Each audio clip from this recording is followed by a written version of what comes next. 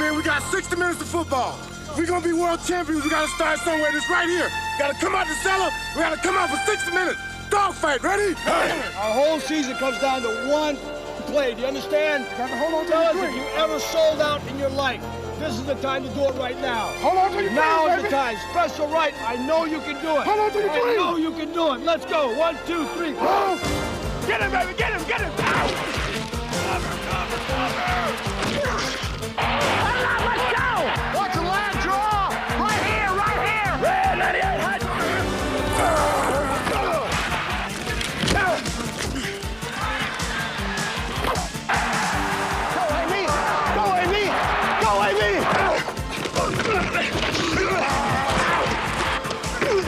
One time.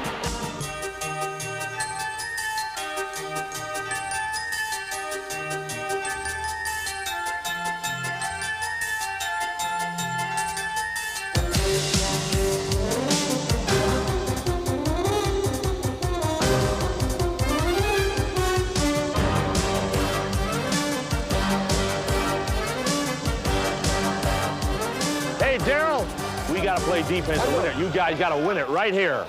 You guys got to win it.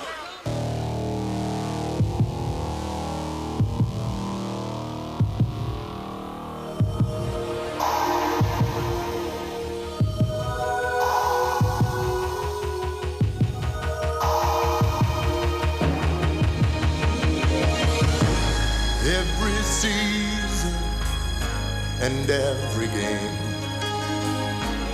men united in a single aim. All our heroes in a seasoned story, men with guts, moments of glory, a test of strength and a test of pride. Spirit deep inside, teams united in a single name, a battle burning when victories flame.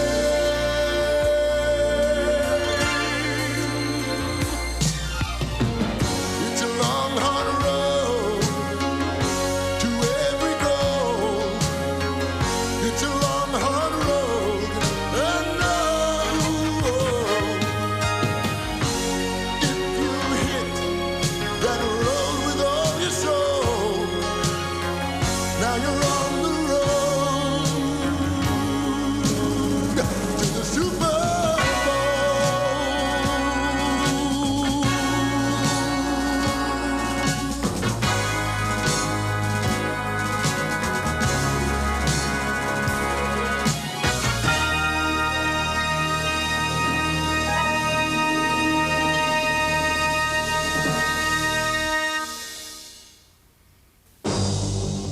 One more victory would have sent the '86 Washington Redskins to Super Bowl XXI. But in the conference title game, the New York Giants were the better team. 1986 was simply the Giants' year, and the Redskins were merely another obstacle to be dealt with and brushed aside.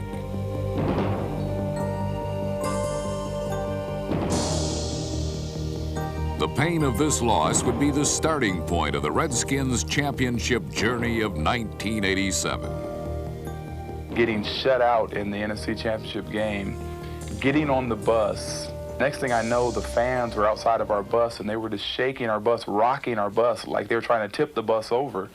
And I remember making a remark, hey, they beat us on the field, now they're trying to beat us out here in the parking lot. This is a very bad feeling and we don't want that feeling ever again. Determination was etched on every Redskin face. A resolute gleam was in their eyes. These men were about to blaze a season-long warpath, and the unlucky first victims were the Philadelphia Eagles.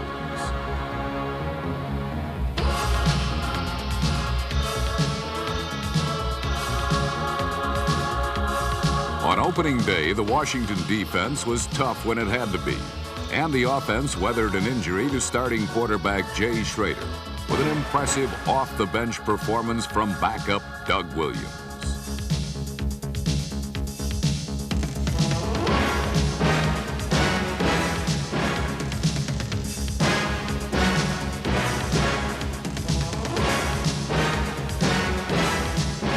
Williams had attempted only one pass in all of 1986, but against the Eagles, he threw for nearly 300 yards and a pair of touchdowns. It would mark the first of many occasions in which Williams would provide a winning spark during the '87 campaign. But winning was not something the Redskins would accomplish the following week in Atlanta.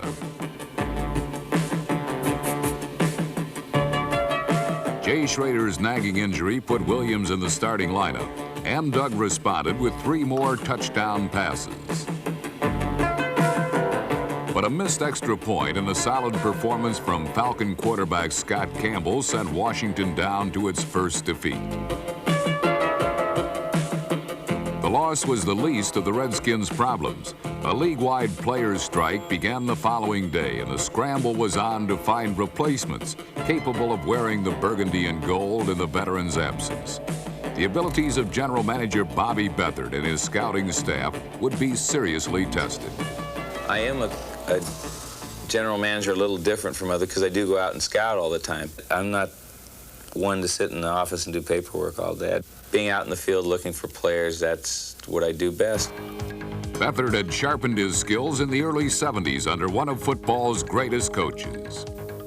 Getting the opportunity to go with Don Shula was probably the biggest break that I got in pro football. With Don, I was with the team on the sideline each week and had responsibilities there, and he involved everybody, the scouts, the coaches, everything was intertwined. And I think that when I came here, that was probably the biggest thing that I thought was responsible for success. From Shula to Gibbs, wherever Beathard has gone, success in Super Bowls have followed. I can rest assured that since I've been here, Bobby's going to do everything he can to get me that player at that position. Bobby has done a tremendous job of picking players down the draft that wind up being very good players, and he's continually looking, and I don't think he's fixed in one direction where it's only the draft. He's willing to do whatever it takes. Perhaps Beathard's most impressive accomplishment was his swift and efficient acquisition of quality players for the Redskin replacement squad. It was a lot of fun, to be honest with you. It was a challenge. It was almost like forming a new league, but you had to do it in 10 days. Heck, the games count, so you have to win the games, and then maybe we'll be able to take advantage of something like this. The Redskins took greater advantage of replacement football than any other team in the NFL. Experts league-wide acknowledged that Washington fielded the best substitute athletes, and they began proving it against the Cardinals.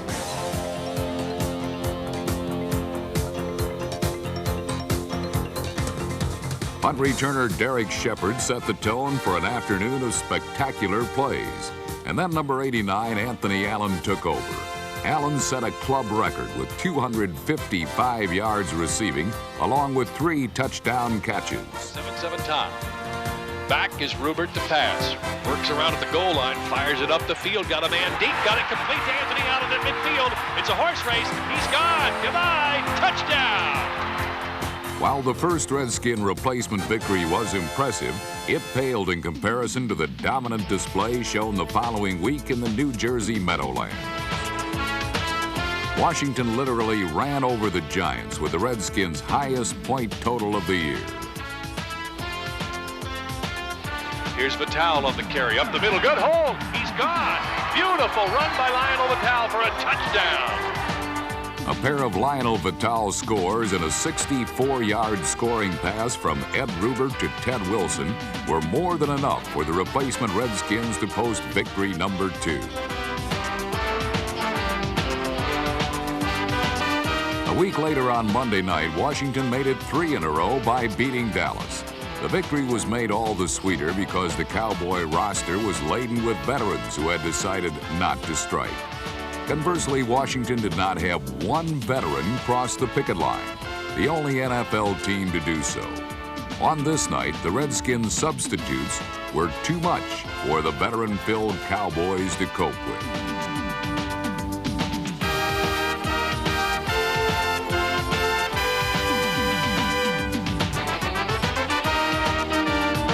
At game's end, the players' strike was officially over, It was time for the regulars to return and keep Washington on a winning course.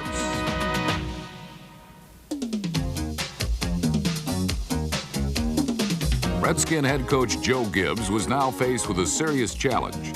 Could he soothe the hard feelings that had surfaced during the strike, bring his team together, and keep them winning? If hard work would make a difference, the answer would be yes. No other coach can focus on football like Joe Gibbs. When Gibbs is at work, it is the game alone that occupies every waking moment. Somebody said something, or I made a joke about the fact, hey, tell me what's going on in the outside world, and somebody mentioned, have you heard the word Oliver North? And I said, no, who's he? Though Gibbs might not be an expert on world events, he is unequaled when it comes to success on the football field. Joe Gibbs is the winningest active coach in the NFL, and one national magazine proclaimed him to be the best coach of all time. But Gibbs knows that he is judged mostly by how his teams performed in their last game. You're never more than 2 weeks away from disaster. I guarantee you if we lose 2 games in a row in Washington, it's a disaster. Love them Skins! Love them Skins! In football, it can come to an abrupt end. And I think you live in that realization all the time this next week. And something could happen to you disastrously next week. There have been few disasters in the Joe Gibbs era. In a city where political competition is also a spectator sport, Gibbs' love for the taste of battle has made him a hometown hero. I enjoy people. I enjoy the competition. It's as competitive as it can get. And we all start out with that goal in mind, and one team eventually gets it. And I think that's one of the exciting things about what we do. There's going to be a final conclusion to everything that we start out. In the remaining weeks of the turbulent 1987 season, Joe Gibbs would lead his team to a Super Bowl in what would be the finest coaching effort of his illustrious career. No one was happier to see the return of the regular Redskins than the RFK faithful. Their record string of consecutive full houses had been snapped by the strike, but a capacity crowd was on hand to watch a now healthy Jay Schroeder pass the Redskins to an early 7-0 lead over the Jets. By the fourth quarter, however, the visiting New Yorkers had bolted to a 16-7 lead and threatened to pull off an upset. Such hopes were quickly dashed by the Redskin rush. Dave Butts, Darrell Grant, Monty Coleman, Mel Kaufman, and Neil Okowitz snuffed out any further Jet scoring opportunities with 7 sacks. And Jay Schroeder rallied the offense for 2 late scores to earn the comeback victory.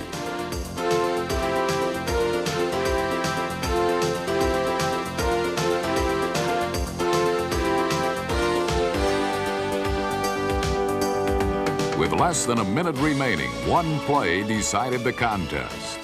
Schroeder to hold. Snap. Kick is up. Long enough. It's good. Whoa! Ali Haji Sheik. Okay, Sheik, you can stay a while. If the Redskin victory over the Jets was the closest of the season, Washington's next game at Buffalo was their most decisive win of 1987. The Washington defense was in the Buffalo backfield all afternoon, shutting the Bills out until well into the fourth quarter. By then, the Redskins had the game firmly in hand.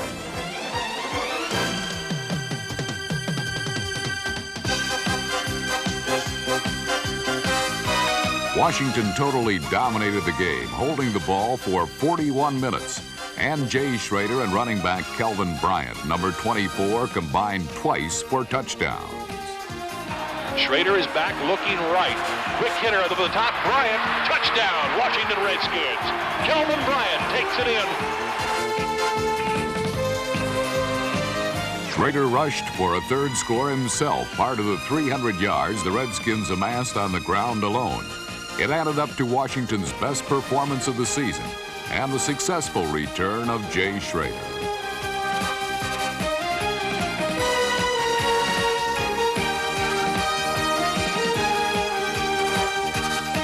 Schroeder's dynamic rise to stardom began in dramatic fashion on a fateful Monday night just 2 years before against the New York Giants.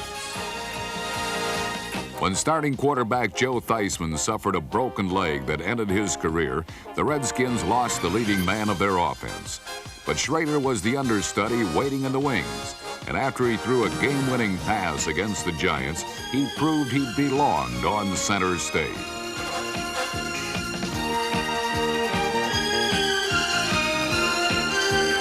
Schroeder's poise and powerful arm belied the fact that the young rookie hadn't played any football since his sophomore year at UCLA. In fact, Schroeder had hoped to end up behind home plate rather than behind the line of scrimmage. Baseball is my first love. There's no doubt about it. And when I was growing up, the only thing I wanted to be was the next Johnny Bench. He was my idol and everything else. And unfortunately, things didn't work out, and I was able to fall back on football. Schroeder takes the snap, backpedals straight back, fires it out over the middle, got a man. It's Pelham Bryant, the 10, into the end zone. Touchdown, Washington Redskins. We took a shot in the third round because we felt where we were picking, we certainly weren't going to get a great quarterback picking that late in the draft. So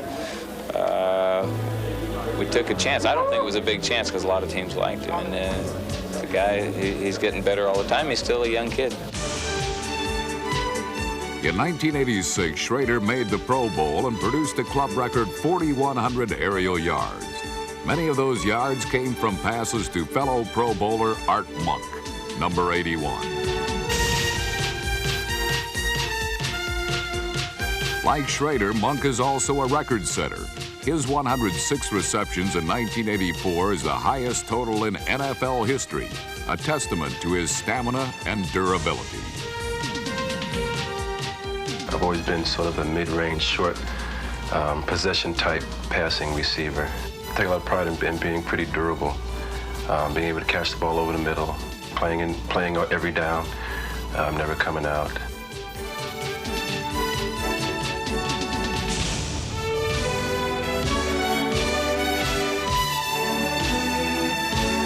Ironically, both Monk and Schroeder would be plagued by ailments in 1987, but each still had contributions to make, including the first score in a lively mid-season rematch with the Philadelphia Eagles.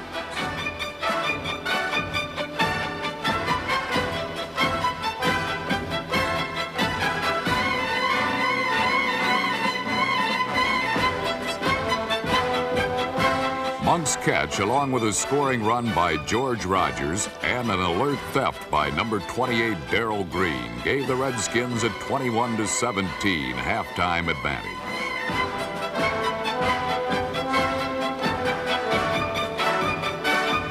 Four times the lead changed hands in one of the most exciting contests played during the 1987 NFL season. Washington appeared to wrap things up late in the game when Jay Schroeder found a startlingly open Gary Clark to put the Redskins back on top, 27-24. But the Eagles responded with one final effort in the last minute, gaining a measure of revenge for their opening day defeat at RFK. When quarterback Randall Cunningham hit wide receiver Greg Garrity for the winning score, it handed Washington its toughest loss of the year.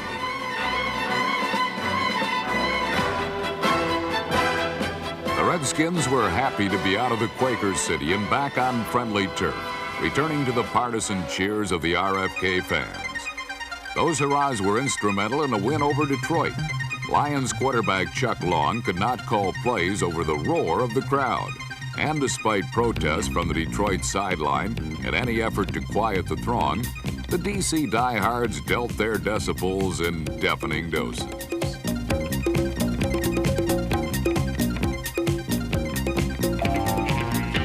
Soon after, Long tried to run a play. The cheers only grew louder.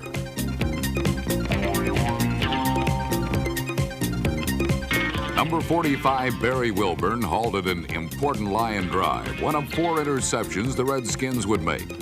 And then Doug Williams came off the bench to put instant pep in a previously sputtering Washington attack.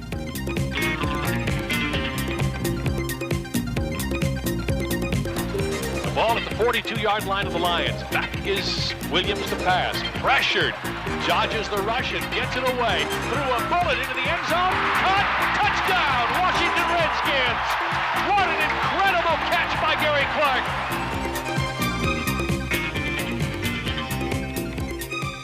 Coach Gibbs, I guess, felt like the team needed a shot in the arm, and I went in and responded with 2 TDs before half, and I think what that did for us as a team and Coach Gibbs was let him know that we're capable of having 2 starting quarterbacks on this football team. Williams would be the choice the following week as the Redskins hosted the Rams in a nationally televised Monday night game. And his performance included running for 1 score and passing for 2 others.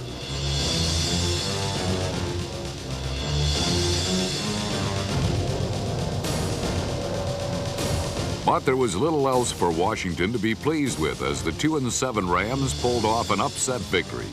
LA's Ron Brown, number 89, was the big hero with a touchdown catch and another score resulting from a 95-yard kickoff return. Even Darrell Green, number 28, the NFL's fastest man, wasn't quite fast enough on this night as Washington lost for the 2nd time in 3 weeks and appeared to be in real trouble. Ahead lay Bill Parcells and the defending world champion New York Giants. The Redskins still recalled their trio of 1986 losses to these same Giants. But long memories alone could not keep New York from staking a 19-3 third-period lead. However, the Redskin defense stood its ground and halted any further scoring from that point. Washington sacked Phil Simms 5 times and brought the New York ground game to a virtual standstill. Meanwhile, in an ironic role reversal, it was Jay Schroeder off the bench replacing an injured Doug Williams. And Schroeder responded with over 300 passing yards and 3 touchdowns, including the game winner in the final minutes. 28-yard line of the Giants. Schroeder back, looking left, man fell, wide open at the 5. Touchdown, Washington Redskins, Ricky Sanders. If we'd lost that, I'm not quite sure what our frame of mind would have been. But the fact that we had so much wrapped up in that, I think we were real nervous before that game because our players wanted it so badly because the Giants had beaten us, 3 times the year before. And so we kind of had a jaw set that we wanted to play great. But that comeback sure gave us back, I think, our pride again. And I think that was one of the turning points of the season. The team was back on course, and now the St. Louis Cardinals were the next obstacle standing in Washington's warpath. The Cards managed a 17-10 third-quarter lead, but the Redskins blew that away in routine fashion. A key contribution came from their longest scoring play since the strike. Back goes Schroeder to pass, sets, looks to the right, throws it deep, got Clark wide open at the 10, goodbye, touchdown, Washington Redskins. The 84-yard hookup was one of 2 touchdown passes thrown by Schroeder, who also added a 3rd score off the quarterback draw.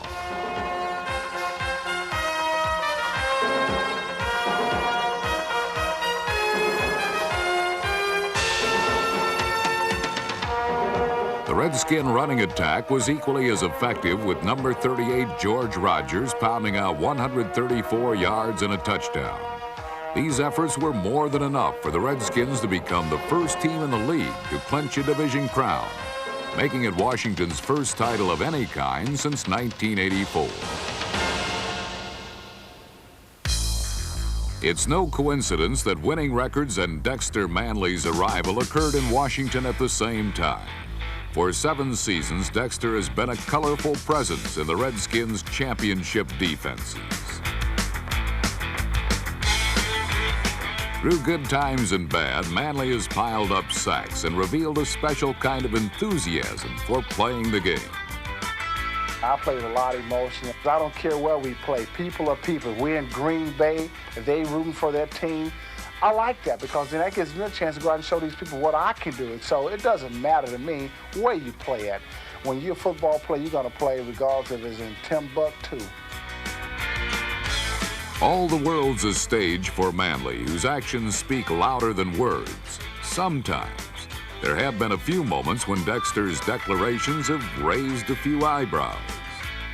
It really makes it kind of interesting. It's not mundane and blasé because you know Dexter's going to come out with something sooner or later.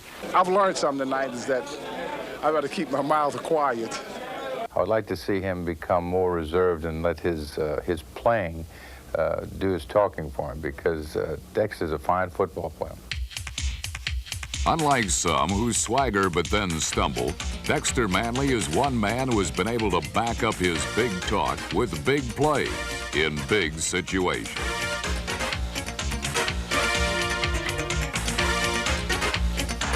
Here we go. Second down, 10 yards to go at the 40-yard line. Shotgun again. Kramer loses the snap. Manley's back there, grabs it in the air, and he's gone. Touchdown, Washington Redskins. Manley has drawn much of the attention in recent years, but in 1987, he shared the spotlight with the Redskins' other end. Pass rusher extraordinaire Charles Mann, number 71. Mann finally shed his anonymous aura, led the team in sacks, and earned his very first trip to the Pro Bowl. I knew that it was time that Charles Mann, his potential and everything that makes him what he is, has to start coming out. And I believe that there was a confidence in knowing that, hey, I can go out there and I can beat this guy in front of me. I know I can. I've done it before. I've proved it, time in and time out. Well, this year, let's not be denied. Let's go out and get everything you want. In 1987, the quiet man escaped Dexter Manley's shadow and became a star. Another Redskins defender, cornerback Barry Wilburn, also made a name for himself after playing behind All-Pro Darrell Green. For several years, Green was Washington's big play deep back. Postseason honors always seemed to come his way, while Barry Wilburn quietly waited his turn. Finally, in 1987, Wilburn, number 45, became a starter, a perfect fit into the Redskins' aggressive defensive scheme. Our coaches love to put pressure on the opposing team. If we have to send 7 or 8 men after the quarterback, we'll do that. But that leaves the cornerbacks usually in one-on-one situations and man-to-man with great receivers. So that's always been the philosophy. And we go in the corners, go in knowing that the pressure is on us. Wilburn found he loved the pressure, even thrived on it. By year's end, this former nickelback was the leading pass interceptor in the NFL. In a rematch against the Cowboys, Wilburn and friends were eager to give a warm welcome to any receiver who might be visiting the Redskins secondary.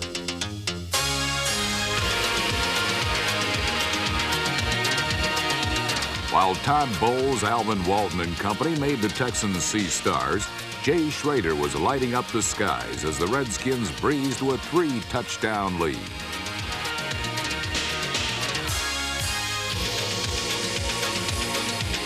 George Rogers rushed for 2 scores as Washington held on to beat Dallas. But the following week, victory would be elusive in Miami. There was simply too much Marino for the Redskins to cope with.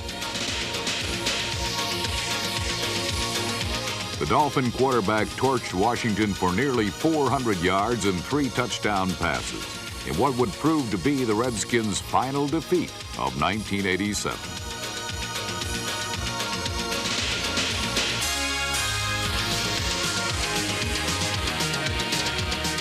Despite the loss, the ground game was in peak form, running for over 200 yards while accounting for all the Redskins scoring. In 1987, Washington was 3rd in conference rushing, even though no back gained even 700 yards. The unsung heroes came from one of the NFL's most talented offensive lines: Bostic, May, Thielman, McKenzie, Jacoby, and Grimm. Towers of power who cleared the way for ball carriers Rogers, Bryant, Griffin, Branch, and rookie Timmy Smith, number 36. Their favorite play was the counter gap, a run that goes to one side while blocking patterns appear headed for the other. It sends defensive pursuit away from the ball and leaves a vacated area ripe with opportunity.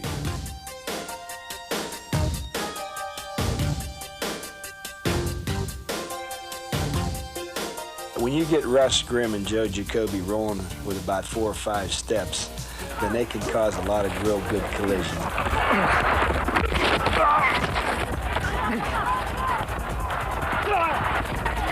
We call Jacoby Interstate 66 because when he starts rolling, we're just following. It is football's most devastating running play, a call that would serve Washington well in weeks to come. The counter gap also symbolized the team's character, basic, dependable, and relentless. Personality, I think, is a team that is not very respected throughout the NFL, but I think we got 45 guys that come any Sunday when that final gun, before that final gun clicks off, we're going to find a way to win the game. The Redskins saved their best comeback for the final week of the regular season. At the Metrodome, they faced a Viking team that needed a win to make the playoffs. Washington responded with an afternoon of amazing plays and heroic efforts. He tried to throw the ball in, and I was there and caught it, and I just wanted our offense to have the ball at least at the 20-yard line. And after I ran that far, I said, I've gone this far, I think I'll try to go all the way. He could go all the way. He gets a block. He's gone. It's Barry Wilburn with a 100-yard interception return for a Washington. The longest run back in club history, coupled with a Doug Williams to Ricky Sanders touchdown pass, pushed the Redskins ahead 14-7 in the third quarter.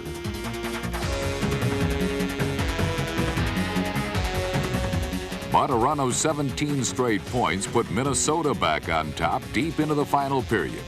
At 24-14, the Vikings appeared to have victory in a playoff spot safely tucked away. But enough time remained for one more Redskin miracle. Doug Williams had come off the bench earlier in the day when Washington needed a lift, and there was enough Williams magic left to send the game into overtime. Is Williams rolling out slightly to his right, throws it over the middle. He's got Sanders at the 30, at the 20. He cuts back to the 15, far side 10, 5, end zone, touchdown, Washington Redskins. 51 yards. Doug Williams has tied this game. In sudden death, the Redskins wrapped up the victory with a winning field goal by Ali Haji Sheikh. Once more, Washington had somehow come from behind and found a way to win. It was a scenario that would surface again in postseason. Circumstances that would bring out the best in the Redskins and their now undisputed team leader.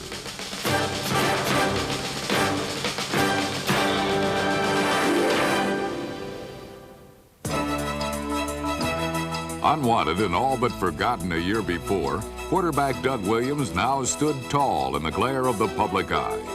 He was not even the Redskins' first-string passer on opening day.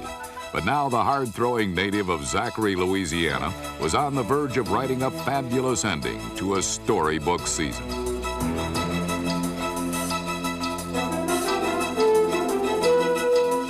Throughout a stormy career, Doug Williams had been known as both savior and sinner, a gifted but sometimes erratic talent. His warm smile and soft eyes hid the fact that nothing ever came easy for Williams, dating back to his days in Tampa, when he yearned for acceptance as a black quarterback. A lot of people just not ready to accept the fact that a black quarterback is playing in the National Football League. And, it's nothing that you could do anything about, I could do anything about. It's just that a lot of people just not ready to accept it. Williams led the Buccaneers to the playoffs in 3 of his 5 seasons, but never got the respect he deserved. He played despite injuries and had the knack for making something out of nothing. Still, he felt maligned, but professional prejudice wasn't the worst of his problems. Personal tragedy was. Well, 83 certainly wasn't a banner year for myself. First of all, I had a daughter who was born on the 14th of January. 3 months later, my wife passed. And from there, it was a rocky road because I went through contract negotiation with Tampa Bay and everything broke down. And that particular point of my life, football really didn't matter to me whether or not I played or not. He's been through a lot of highs, a lot of lows. And with that, I think brings maturity and the fact that those kind of guys have seen a lot of things and been through some rough things and can lead you through other things. Gibbs had coached Williams for a season in Tampa, so he appreciated his talent and tenacity and knew this backup quarterback could perform if called upon. I've always been ready to play. I never considered myself as a backup. from an emotional standpoint, I was elated to get the opportunity to play. Now at age 32, Doug Williams' time had come at last. Still referred to as a black quarterback, Williams was about to earn a new label, World Champion.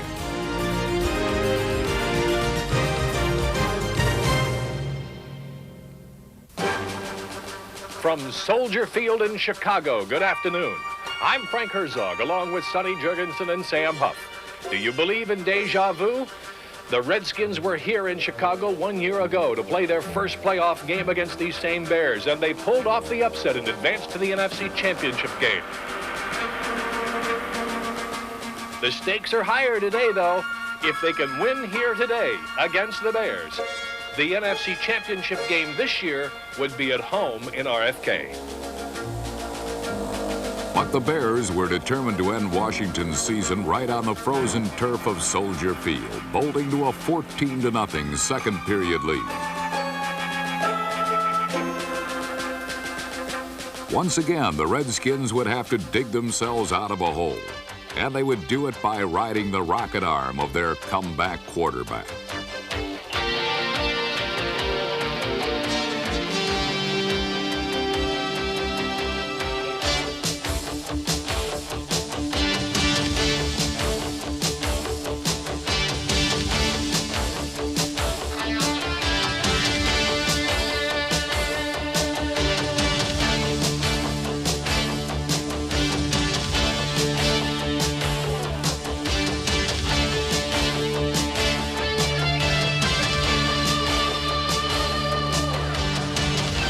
Doug Williams pitched, and the Redskins caught everything they could reach, storming back with 2 touchdowns before halftime.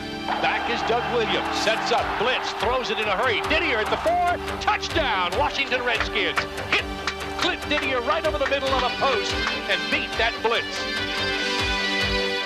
Chicago quarterback Jim McMahon spent most of the second half on his back.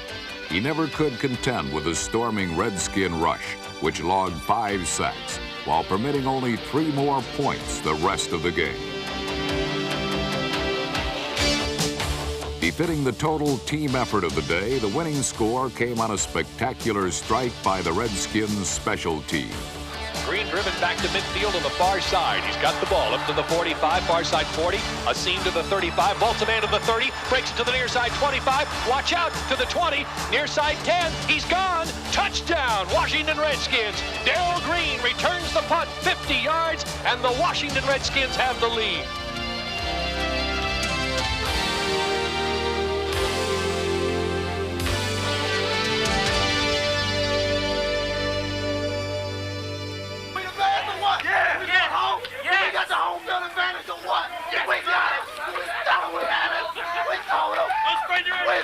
For team owner Jack Kent Cook and all his staff, this victory was a deeply satisfying shared effort. I tell you, our defense played great, man. Give our defense a lot of credit. Give Doug Williams, the coaching staff. Hey, great organization, man. I'm just glad I'm a part of it, man. We got one more game to go. Well, we had a meeting last night, and the attitude was that we was going to never say die. No matter what happens, good or bad, we're going to have an attitude of go on, we're going to make good things happen to ourselves. And that's what happened. The defense came up with big plays. The offense came up with enough big plays that, to help us win the game. And basically, that's going to be our attitude going into next week. No matter how bad things get, we just got to come out and keep on trying until the end, It's not over till the fat lady sings. San Diego, here we come. Redskins got them on the run. Led by Williams, Golden Arm. San Diego, here we come. Bring on the dogs and their angry crowds to the best fans in the league. And when they went back to Cleveland, we'll be cheering them on when they leave. Yeah! In perhaps the most exciting championship weekend in league history, the AFC and NFC showcase title games that would determine the final survivors on the road to Super Bowl XXII. In every season's quest for fame, men united with a single aim. Meet the challenge of every goal. In set their hearts on the Super Bowl. A test of strength and a test of pride. A test of spirit deep inside. A team united in a single name. A battle burning with victory's flame. Back is Doug Williams, sets up, plenty of time, going deep, over the middle, got Kelvin Bryant, the 10, the 5, touchdown, Washington Redskins.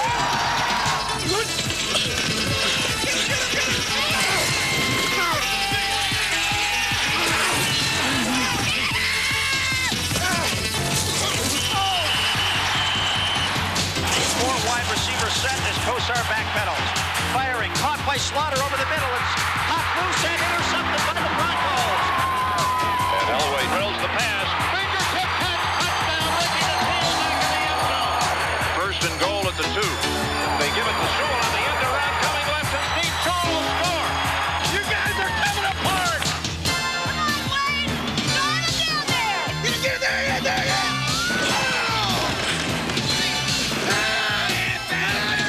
Back to throw, a pump action fake. Throw, and in the corner of the end zone, a touchdown! What started off as Redskins domination has now changed. We on our way, baby. We on our way. They hand off to Biner. Kosar to throw. Now steps up in the pocket. Loops it for Biner, who got it at the 15, 10, 5. Touchdown, Browns. Here's Elway retreating to the 9-yard line. In trouble. Dancing around. Breaks free. Firing. It is caught by Jackson at the 25. Breaks a tackle. Gets a first down at the 35, 40, 45, 50. He's going for a touchdown. Body graceful, body proud.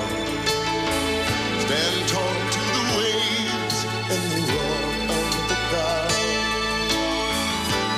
Body steel and body stone. Never victory to call your own. Another chance to win it all. Another rise and another fall. Though for some the glory has gone, and yet for others the dream lives on.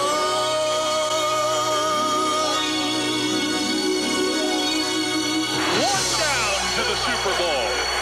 From the 6-yard line, it's 4th down and 4. Wilson takes the snap, looking left, throws it into the end zone, batted away, incomplete. Redskins are going to the Super Bowl. Woo-hoo. Well, it's a championship finish. 2nd down, 5 at the 8. Kosar to Biner. Biner trying to slip left at the 5. He's at the goal line. Biner loses the ball. Denver recovers the fumble. Oh, it's a long, hard road to every goal. It's a long, hard road, and and if you hit that road with all your soul, now you're on the road to the Super Bowl. The Washington Redskins are the National Football Conference champions. The Broncos are back in the Super Bowl for the 2nd year in a row. They are going to San Diego.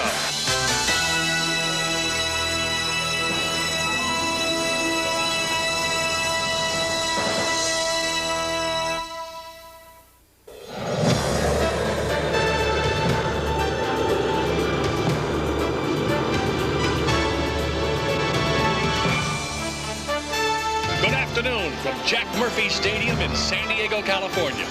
The road to Super Bowl 22 stops right here. This afternoon, we're going to play the biggest football game in the history of Western civilization. Or for this year, anyway. The Washington Redskins against the Denver Broncos. Come on! Let's go! Touchdown, double in on key! Let's go!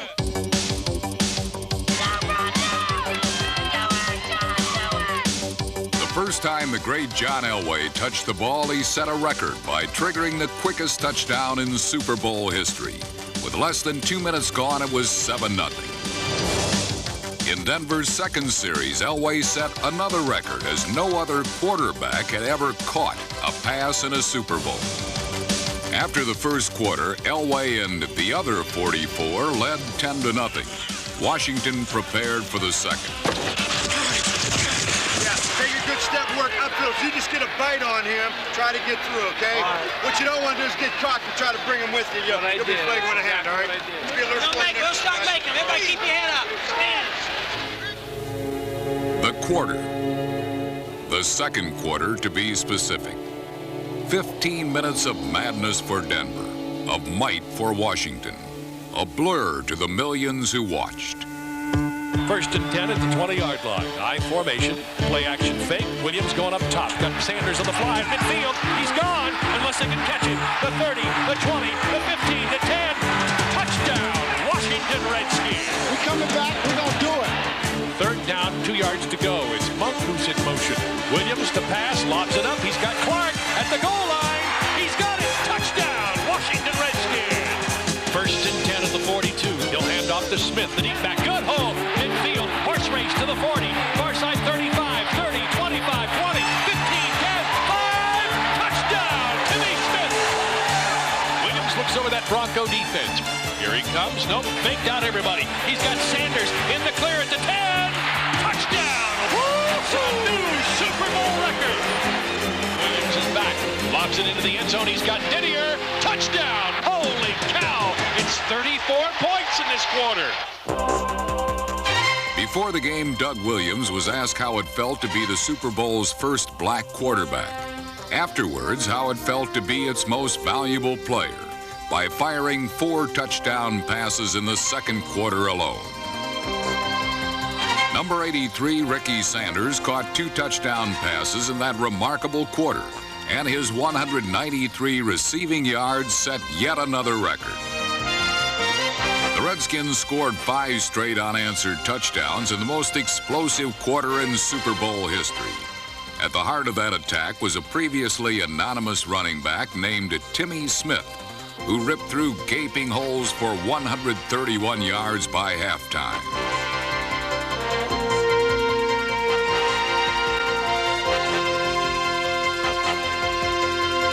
By dominating one 15-minute period, the Washington Redskins became Super Bowl champions well before Chubby Checker's halftime medley.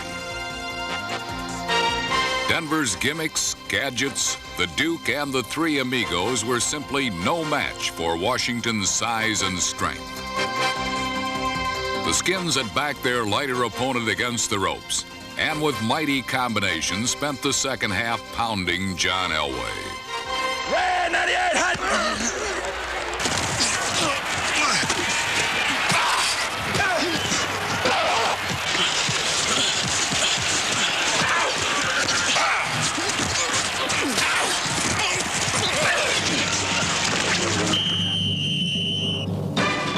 The only bit of drama remaining was Timmy Smith's pursuit of Marcus Allen's Super Bowl rushing mark. Smith's 204 yards set a new standard, and his second score mercifully ended Super Bowl 22. Snap, here comes Timmy Smith up the middle. Touchdown, Washington Redskins. For the second time in a decade, Washington claimed the Vince Lombardi Trophy. The Redskins had blazed their warpath, and it had taken them down Glory Road to the World Championship.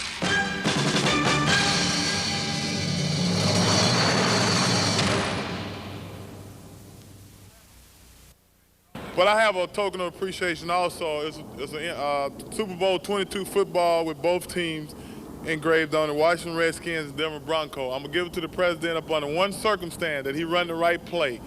And the play is trips right, fake zoom, Larry crisscross. And he got to throw it.